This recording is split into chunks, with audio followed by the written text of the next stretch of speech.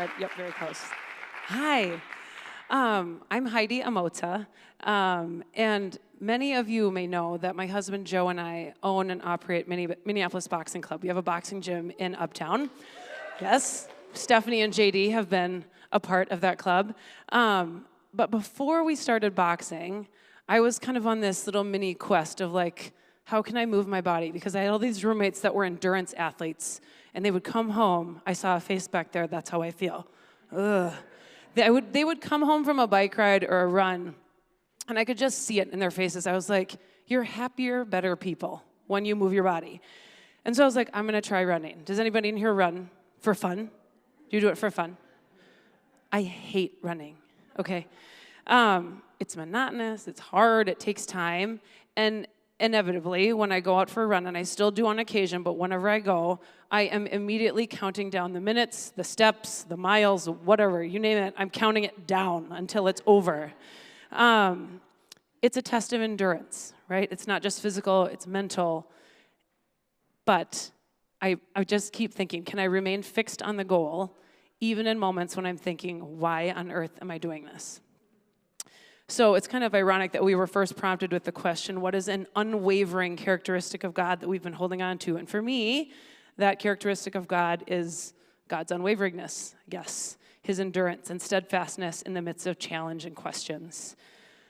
So fast forward, that was 15 years ago I tried running and hated it, still do, but now 15 years later, a year and a half ago, 3 months pregnant, I went in for an MRI to identify the cause of some crazy, weird headaches I'd been having for a while and was just like, is this tension? Is it stress? And I fully believed I was going to come out of that MRI with that same response. It's just tension and stress.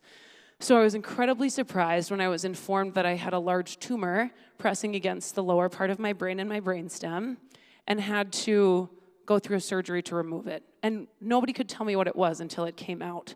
So there was this huge, the few days, especially the few days following that MRI, were full of questions and a fair amount of darkness, I would say. Why me? Why us? How is my family going to respond to this? How am I going to respond to this? Is the surgery going to diminish my capacity to walk? Am I going to be able to talk? So on and so forth. Is the baby that I'm carrying going to be okay? And ultimately, I'm going to shorten this up because it could be a really long story. But ultimately, we had an incredible medical team that helped us create a plan and navigate through that plan that helped me manage the tumor and its symptoms for the duration of our pregnancy. It kept the baby safe. And then the plan was to resect the tumor after the baby was earthside. And there were plenty of speed bumps. A delivery that nobody, I think, could have ever foreseen. A surgery 2 weeks after the baby was born to implant a shunt to divert fluid away from my brain because it was causing so much pressure and like debilitating headaches. Then the big surgery to remove the tumor, and then the shunt malfunctioned, so we had another surgery, and I was in the hospital for 10 days on antibiotics to fix that problem. And that bumped radiation back, and then I had a radiation plan and team at Mayo, and they were amazing, and I made it through that. I had physical therapy, occupational therapy, vision and hearing changes, so on and so forth. But through it all, the unchanging and steadfast endurance of God has been running beside me and not complaining, by the way, not counting down the miles, not counting down the minutes. He's just there. He's in the messages I've received from you on Facebook, the friends who've taken a day off to drive me to Rochester to radiation, the meals that so many of you have prepared and dropped off at our front door, that were so thoughtful. I mean, things prepared for the kids specifically, and then for my husband and I, and gifts and just kind words. God is there. He's here.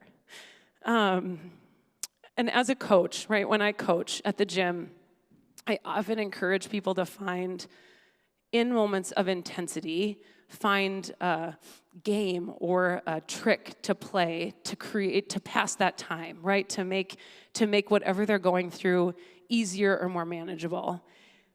And one practice that helps me. And so instead of a trick or a game, I found a mantra to kind of help me through this crazy time. And you've probably heard Steph say this because I know she said it up here. But my mantra over the last year and a half has been, the only way out is through. It's involved a strong reliance on God, a hope in his promise. And it's also taking a willingness to endure for the sake of the people I love. So when I'm struggling and I feel challenged, I just recite that phrase a few times to myself, where I have people around me repeat it to me. The only way out is through. And it gives me just a little bit more strength to go on. There is nothing that God can't endure. So I guess my encouragement to all of you, to anyone else, is to be open and willing to endure alongside him, even in the midst of pain points and questions and frustrations. And I guess how I'll finish is just a phrase from Hebrews 12. And let us run with perseverance the race marked out for us, fixing our eyes on Jesus. Consider him who endured so much opposition,